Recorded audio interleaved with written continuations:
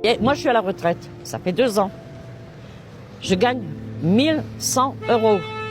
La moitié part pour payer mon loyer. Je paye mes factures. J'ai une gamine à ma charge. Comment voulez-vous que je m'en sorte? Eh bien, en se privant. Un repas par jour. C'est ça qu'on donne à un Français. Un repas par jour. Vous, madame, vous mangez une fois par jour? Une fois par jour, oui, monsieur. Et il y en a beaucoup, je vois, qui sont à manger dans les poubelles. Et ça, c'est la France, une belle France. C'est vraiment une belle France. Moi, j'habite à Strasbourg-Saint-Denis. Tous les jours, vous les voyez, les gens. Hein, des gens retraités. Ils vont dans les poubelles prendre les invendus, tout ça, pour se nourrir. Tout ça parce qu'il est retraite. C'est une misère. Celui qui travaille, il peut manger à sa faim. Mais celui qui est sa retraite, eh ben, c'est des grappes misères. On mange que de la merde. On n'a rien à bouffer. Et qu'est-ce que vous voulez qu'on fasse? Eh ben, on est obligé de faire avec. On n'a pas le choix. Il y a un truc de fou quand même, c'est que je m'adresse aux gens au hasard, hein, vraiment. Depuis la frontière du 9e jusqu'à ici 18e. Mais la quantité de gens qui sont dans la merde, c'est incroyable. Merci beaucoup. Étienne Blanc. Merci, Monsieur le Président.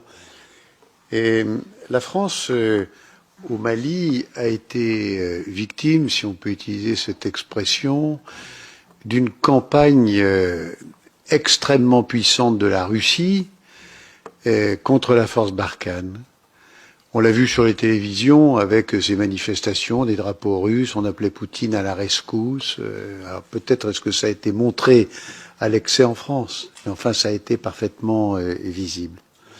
Vous nous dites dans votre propos que se développe au Mali un souverainisme de plus en plus puissant, comme il se développe dans les pays voisins, au Burkina, au Niger, mais ailleurs aussi en Afrique, comme il se développe aussi en Occident, et que ce nationalisme, finalement, est la cause, une des causes des difficultés que la France a connues. Mais aujourd'hui, la surinfluence russe, la surprésence russe au Mali, est-ce que finalement ça ne provoque pas un phénomène absolument identique? Et est-ce que demain on ne peut pas penser que la Russie sera victime du même phénomène que ce que nous avons connu, nous Français, sur le territoire malien? La Russie connaît des échecs militaires.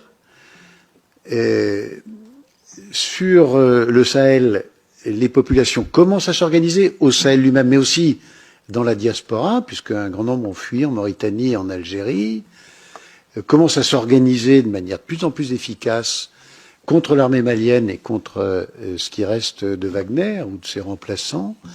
Est-ce que ça ne laisse pas un peu d'optimisme quand même pour imaginer assez rapidement, semble-t-il, une chute de la junte malienne et la reprise en main par les civils du pouvoir malien?